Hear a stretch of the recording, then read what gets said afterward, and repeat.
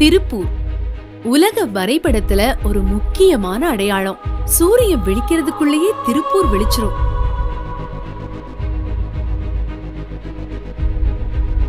அதனாலதான் என்னவோ உலக நாடுகளோட பார்வை திருப்பூரை ஈர்த்திருக்கு. திருப்பூர் நகரம் இந்திய தேசத்தோட ஒரு அடையாள சின்னம்னு கூட சொல்லலாம். அந்நிய செலாவணியை ஈட்டி தரதுல திருப்பூர் மாநகருக்கு நிகர் திருப்பூரே தான். தன்னம்பிக்கைய கடையில வாங்காத ஒரே நகரம் நம்ம திருப்பூர் தான்ப்பா. காடு கரையெல்லாம் பட்டு போச்சுங்க, வேலை வெட்டியெல்லாம் குறைஞ்சு போச்சுங்க, கம்முன்னு திருப்பூர் பக்கம் போயிடலான்னு இருக்கேங்க, இப்படி பலர் சொல்றது கேட்டிருக்கோம். திருப்பூர் போயிட்டோம்னா எப்படியாவது பொழைச்சுக்கலாம் என்ற தன்னம்பிக்கைய ஒவ்வொருவருக்குள்ளயும் விதைச்சு வந்தாரையெல்லாம் வாரி அணைச்சுக்கும் இந்த நகரம். திருப்பூர் குமரன் பிறந்த மண்ணுல இன்னொரு மணி மகுடமா திகழ போறது வெற்றி அமைப்பு. வெறும் தொழில் செய்யறது மட்டும் எங்க நோக்கம் இல்லங்க.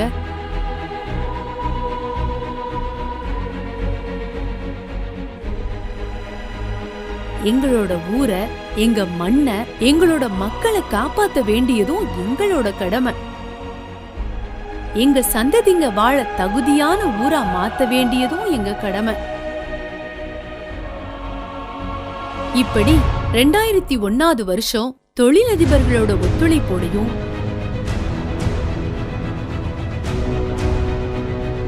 பொதுமக்கள் ஒத்துழைப்போடையும் அரசு ஒத்துழைப்போடையும் கருவம்பாளையத்துல ஆரம்பிக்கப்பட்டதுதான் நம்ம வெற்றி அமைப்பு. திருப்பூர் மக்கள் பூலோகத்தை வெப்ப குறைக்கிறதுல நம்ம பெருமைப்பட வேண்டிய விஷயம் என்னன்னா, இப்போ நம்ம மரங்கள் வச்சிட்ருக்குறோம் ஒன்று, இதைத்தான் இன்றைக்கி உலகம் பூரா பேசுகிறாங்க. வியாபாரம் கொஞ்சம் பாதிக்குதே, தொழில் விட்டுட்டு போய் தினம் மரம் வைக்க போகிறோமேன்னு ஒரு சின்ன வருத்தம் எனக்கு மனசுக்குள் இருந்தது. ஆனால் சென்னை மலைக்கு அப்புறம் பெரிய பெரிய பணக்காரங்கள்லாம் ஒருவேளை ரொட்டிக்கு மொட்டை மாடியில் நின்று கையேந்திர சூழ்நிலையை பார்த்தோன்னே பணம் பிரதானம் இல்லை, இதெல்லாம் கொஞ்சம் நம்ம செஞ்சாகணுங்கிற ஒரு மன திருப்தி எனக்கு ஏற்பட்டுச்சுங்க. இதுக்கு ஒரே தீர்வு நீர்நிலைகளை காத்தல், இயற்கை எண்ணெயை காத்தல். அந்த வேலையை செஞ்சிட்ருக்கோம், அதனால் தப்பில்லை, நம்ம செஞ்ச வேலை தப்பில்லை, பணம் இன்னொரு மாதம் கழித்து சம்பாதிச்சுக்கலாங்கிற ஒரு மனநிறைவும் ஏற்பட்டது. மரம் ஒண்ணுதான் நம்முடைய வரோங்கிறத உணர்ந்து கருவம்பாளையம், ஆண்டிபாளையம், மங்களம் போன்ற பகுதிகளில் சுமார் 25,000 மரங்களை சாலையோரங்கள்ல நட்டாங்க. நம் முன்னோர்கள் சாலையோரங்கள்ல நட்ட மரங்களோட நிழல்ல தான் நம்ம எல்லாரும் பயணித்திருப்போம்.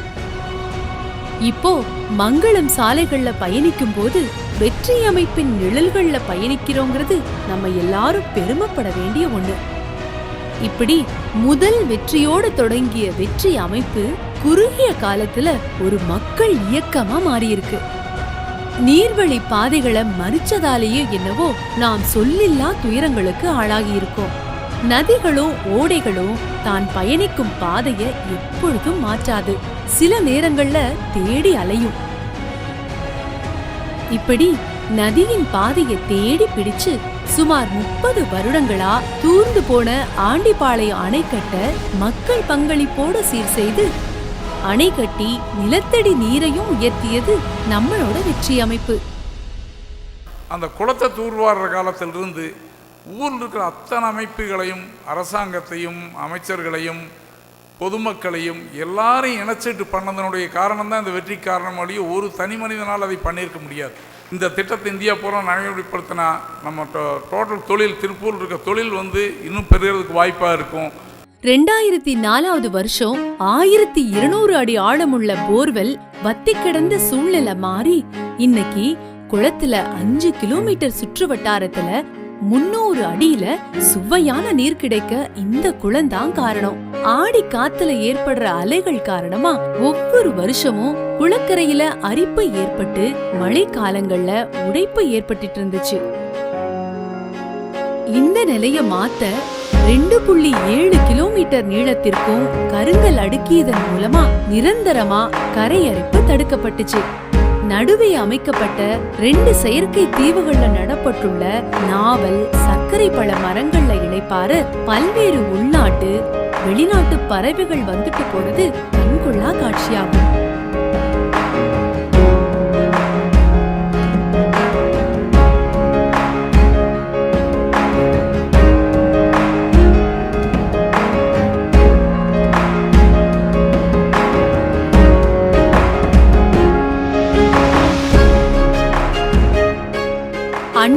1000 1000 வைத்தல் ஆலயம் 10,000 நாட்டல் பின்னருள்ள தருமங்கள் யாவும் பெயர் விளங்கி ஒளிர நிறுத்தல் அன்னையாவினும் புண்ணியம் கோடி ஆங்கோர் ஏழைக்கு எழுத்தறிவித்தல் என்றான் பாரதி. இப்படி கல்விக்காக இடுவம்பாளையத்துல வித்திட்ட வெற்றி இன்று பல ஆயிரம் மாணவர்களோட வெற்றிக்காக பாடுபட்டிருக்கு.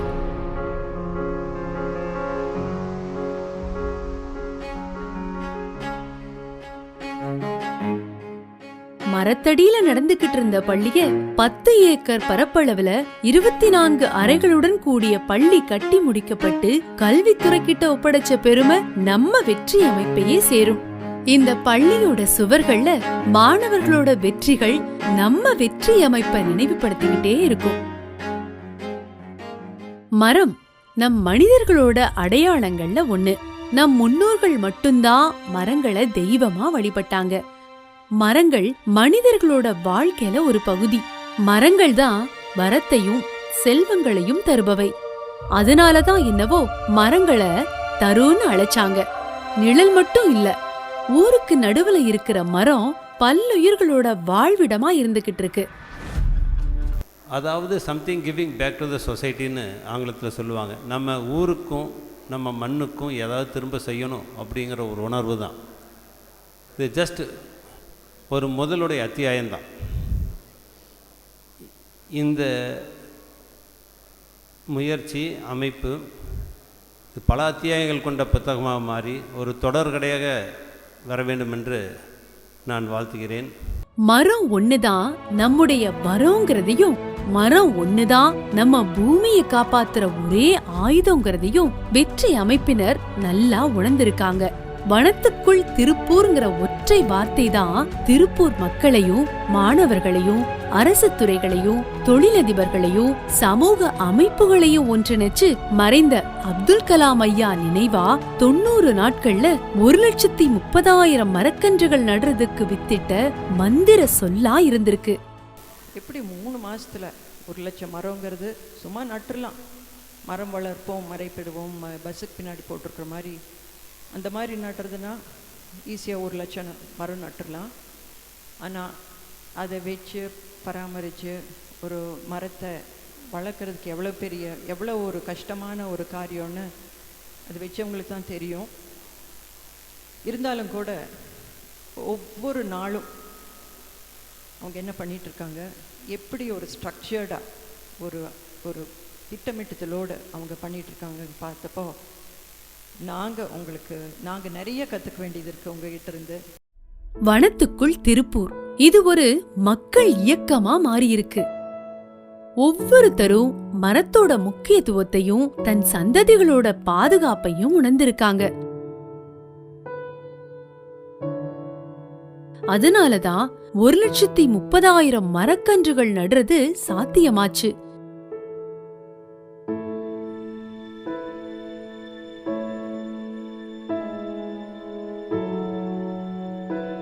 நடுறதோட விட்டுடலாமா? அத பாதுகாக்க வேண்டாமா? அதனாலதான் இத பாதுகாத்து நீரூத்தி வளர்ப்பதும் வெற்றி அமைப்பு தன்னோட கடமையா கொண்டிருக்கு. உலக வெப்பமயமாதல பத்தி வெற்றி அமைப்பு உறுப்பினர்கள் நல்லாவே உணர்ந்திருக்காங்கப்பா. அதனாலதான் இவங்க மரம் நடுறதோட நின்னுடல. நட்ட மரங்க எல்லாத்துக்கும் நீர் கொண்டுட்டு போற டிராக்டர் வாகனங்களை GPS கருவி மூலம் கண்காணிச்சு வாரத்துக்கு 2 தடவை கட்டாயம் நீரழிப்பு உறுதி செய்யறாங்க.